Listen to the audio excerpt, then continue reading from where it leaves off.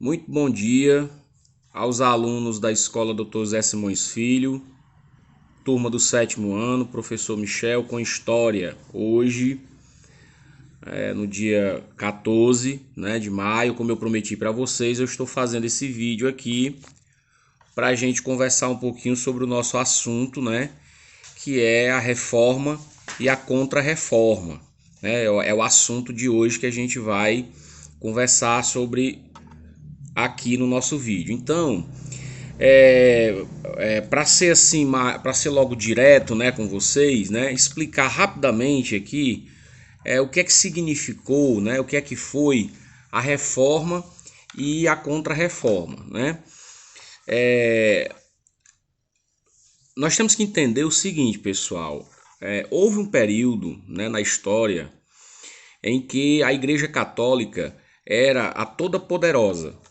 Esse período se chama Idade Média, o que nós historiadores chamamos de Idade Média. A Idade Média foi marcada pelo poder absoluto da Igreja Católica Apostólica Romana, desde a queda do Império Romano no ano de 476 depois de Cristo até 1453 depois de Cristo, ou seja, nós temos aí praticamente um intervalo de 1000 anos, de poder absoluto, muito tempo, poder absoluto da Igreja Católica.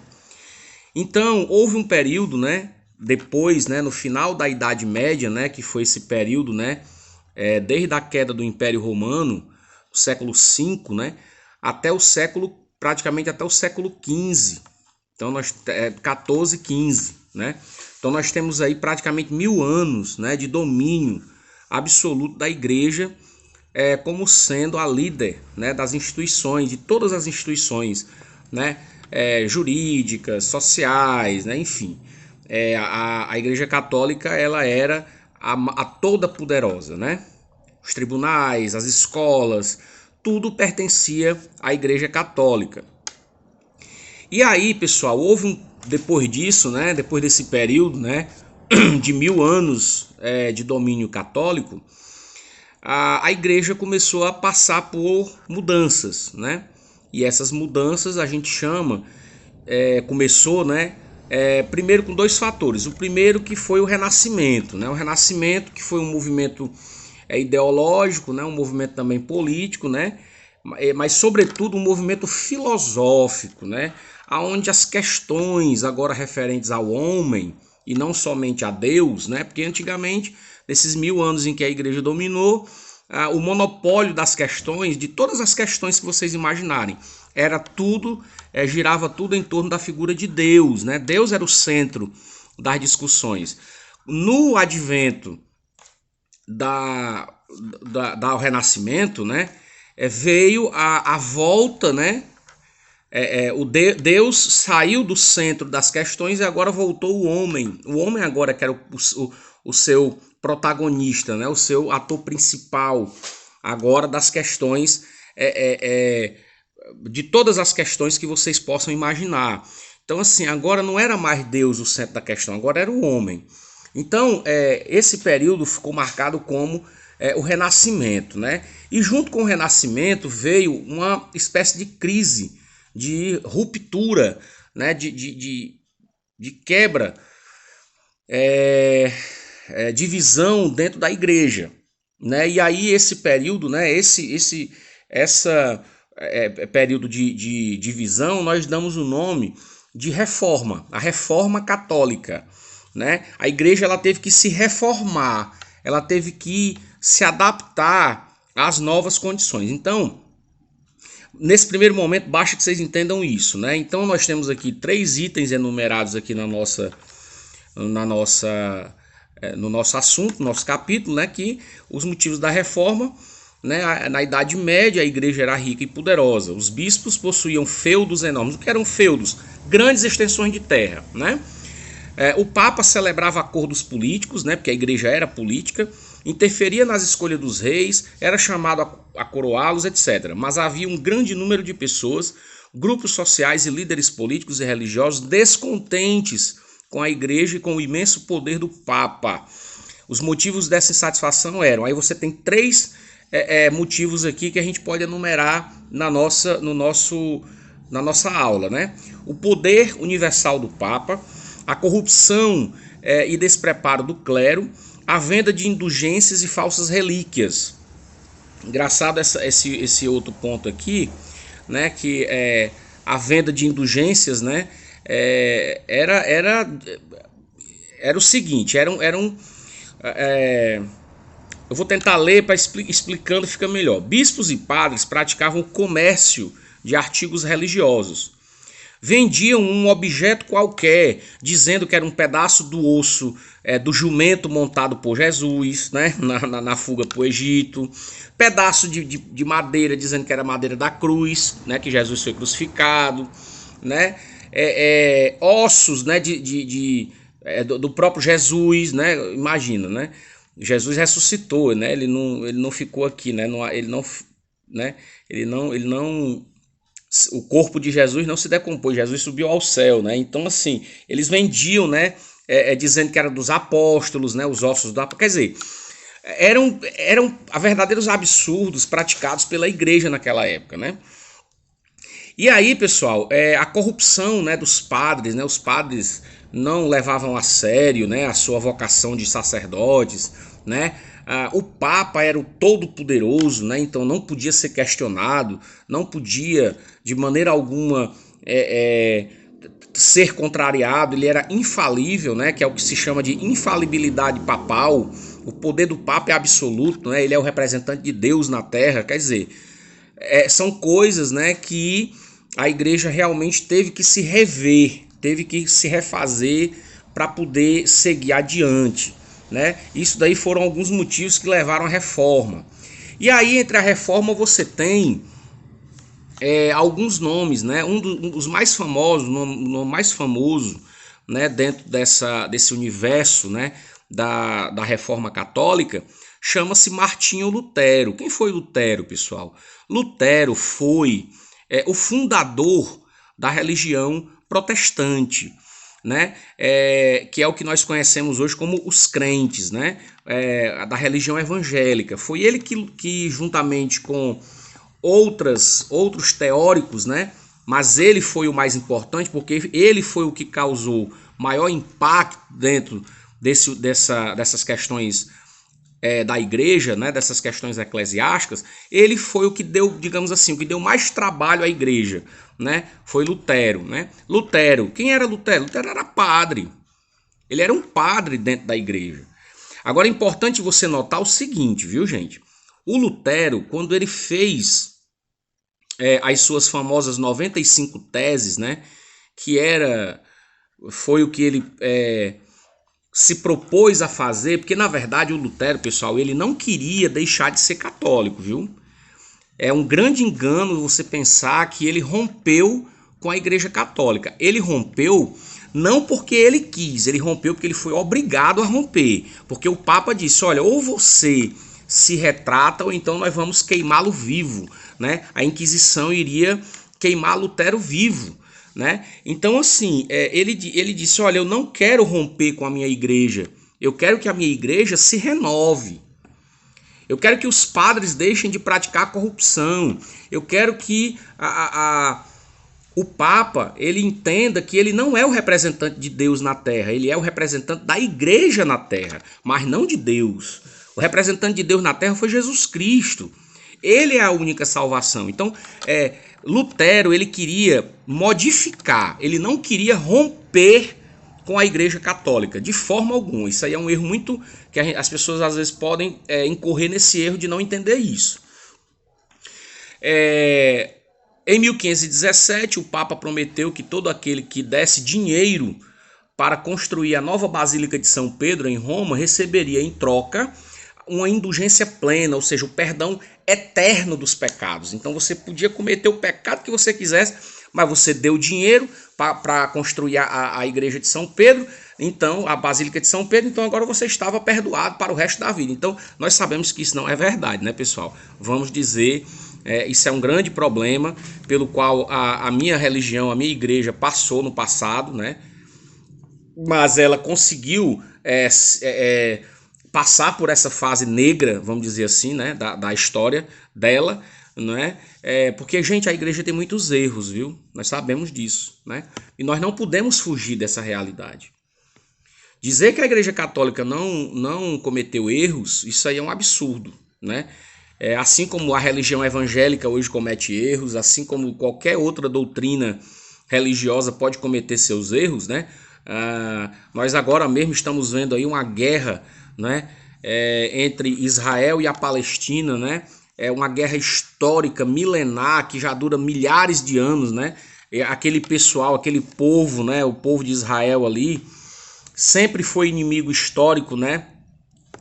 Daquele pessoal dos muçulmanos, né? Dos árabes muçulmanos. Então, assim, pessoal, é muito interessante a gente ver que cada religião ela tem as suas limitações, ela tem os seus erros. Não é porque eu sou católico que eu devo dizer que a minha religião ela é a melhor. Não é porque você é evangélico que deve dizer que a sua religião é melhor. Não, nada disso. Então, cada religião tem suas limitações, tem os seus problemas. Mas esse não é o nosso objetivo aqui. Nosso objetivo aqui é a gente tratar sobre essa questão do Lutero, né? Que foi a pessoa mais importante, né, dentro do universo da Reforma Católica. Então, Martinho Lutero, indignado, pregou na porta da sua paróquia, né, da igreja, né, da Catedral de Wittenberg, na Alemanha, as 95 teses, né, que é o quê? Os 95 pontos, né, os artigos, dizendo como a igreja católica deveria ser. Como a igreja católica, a verdadeira igreja de Cristo deveria ser. Mas ele, em momento nenhum, atenção a vocês, em momento nenhum, Lutero quis abandonar a igreja católica. Lutero era padre, ele era na verdade um monge da ordem de Santo Agostinho, ele era agostiniano, então ele não queria abandonar a igreja católica, mas ele foi forçado pelo Papa, né? Ele foi na verdade excomungado. Então, vocês podem ver as teses aí, né? No material de vocês, né? No caderninho. Aí nós temos também a figura de João Calvino, né? Que viveu entre 1509 até 1564, né? Também estava na mesma linha do Lutero, né? João Calvino, vocês podem ler, né? A reforma na Inglaterra, né? A Inglaterra ela foi um país assim interessante, porque a Inglaterra ela rompeu definitivamente com a Igreja Católica, mas ela não se tornou protestante. A Inglaterra ela criou uma própria religião. Que religião é essa, Michel? O anglicanismo, né? A igreja anglicana. Mas o que é isso? O que é a igreja anglicana? A igreja anglicana, pessoal, é uma igreja muito parecida com a católica. Aliás, ela tem quase todas os rituais que o catolicismo prega, com uma diferença, né? O anglicanismo, ele apesar dele ter elementos católicos, né, apesar dele tratar algumas questões, né, apesar de ser parecido, né, com a Igreja Católica, o anglicanismo ele não tem como líder o Papa. A Igreja Anglicana da Inglaterra, ela tem como líder o rei ou a rainha da Inglaterra. Por exemplo, hoje quem é a líder da igreja anglicana?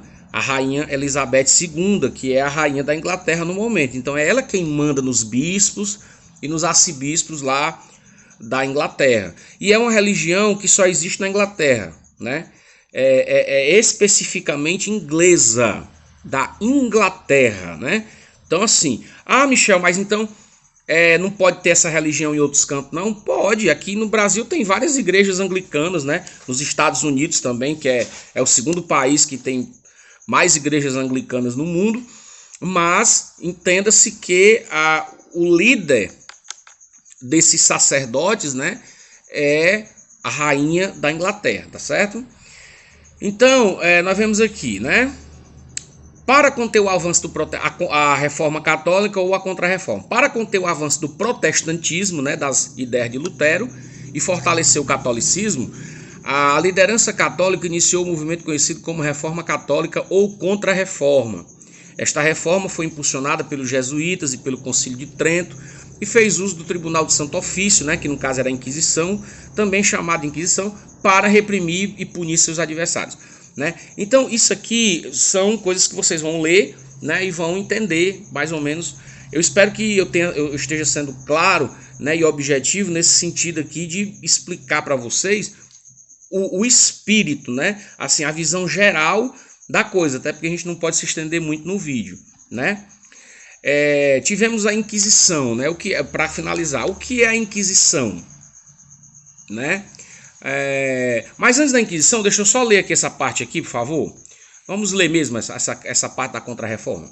A ordem, segundo parágrafo, né? A ordem dos jesuítas foi fundada em 1534 pelo militar espanhol Inácio de Loyola, que estabeleceu entre seus integrantes uma rigorosa disciplina e obediência. Conhecidos como soldados de Cristo, os jesuítas dedicaram-se a divulgar o catolicismo na Europa e a evangelizar os povos da África, da Ásia e da América.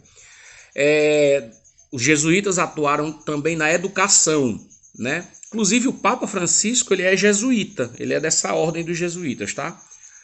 Criando uma rede de colégios em vários lugares do mundo, inclusive no Brasil. Aqui eles tiveram uma contribuição enorme. Os jesuítas, quando chegaram aqui depois de 1500, eles tiveram uma influência muito grande na educação. Existem vários colégios de jesuítas ainda hoje no Brasil. O Concílio de Trento, né, foi convocado em 1545 pelo Papa Paulo III e interrompido várias vezes devido a guerras e a uma peste ocorrida naquela região da Itália. Ao final dos debates, em 1563, o concílio rejeitou a doutrina da justificação pela fé de Lutero e a doutrina da predestinação de Calvino. Enfim, são coisas que lá atrás vocês vão ler. E são coisas que não precisa vocês se aterem assim nisso, que isso aí já são questões mais profundas, né, da religião, mais filosóficas. Então, assim, não precisa da gente entrar nesse ponto, não.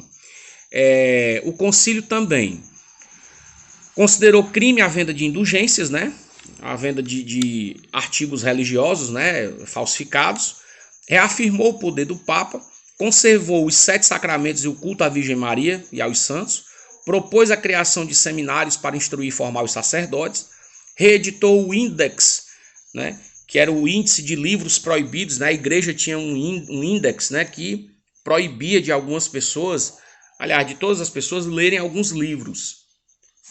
Então, até nisso, a Igreja Católica ela interferiu. A Inquisição, a relação de livros que os católicos estavam proibidos de ler. Muitas vezes esses livros eram queimados em grandes fogueiras. Então, isso daí a igreja participou disso no passado, infelizmente. E agora, por fim, nós vamos para a Inquisição. Durante a Contra-Reforma, o Papa Paulo III reativou o Tribunal do Santo Ofício. Inquisição, órgão da igreja encarregado de vigiar, julgar e punir qualquer pessoa acusada de heresia. Às vezes bastava uma simples suspeita para que a pessoa fosse chamada a depor nesse tribunal. Fosse hoje, hein? Qualquer coisa, a pessoa... O levantamento de falso hoje é muito grande, né? Então, infelizmente, qualquer coisinha, né? Imagina se fosse naquele tempo. Naquele tempo, levantar falso a alguém poderia significar a pessoa queimada viva, numa fogueira, né? Imagine se fosse hoje, né? E conforme suas respostas, podia ser condenado à perda de bens, terras, casa, imóveis, móveis, à prisão perpétua e às vezes à morte na fogueira. As principais vítimas da Inquisição foram hereges protestantes, né? Pessoas que eram contra a Igreja Católica. Judeus e mulheres consideradas bruxas. Inclusive, quem gostar desse tema, né? Tem vários filmes, né? Tem O Nome da Rosa, né? Que é um filme muito bom, né? É um clássico. Você tem aí Caça às Bruxas, né? Que é um filme mais atual, né? Mais de ação, né? Enfim, tem vários filmes aí para você assistir. Tribunais de Santo Ofício foram instalados na Espanha, que foi a pior de todas, foi onde queimou mais gente, né, durante a Inquisição, em Portugal e na Itália, óbvio. Então, pessoal, eu fico por aqui, né? Foi um prazer, espero que essa aulinha tenha sido proveitosa para vocês, tá? E aí, no mais, qualquer coisa, se tiverem qualquer dúvida, eu estou aqui para tirar. E depois disso daí vem a atividade, tá? Então tenham todos um bom dia, né? Muito obrigado pela atenção e que Deus nos abençoe sempre.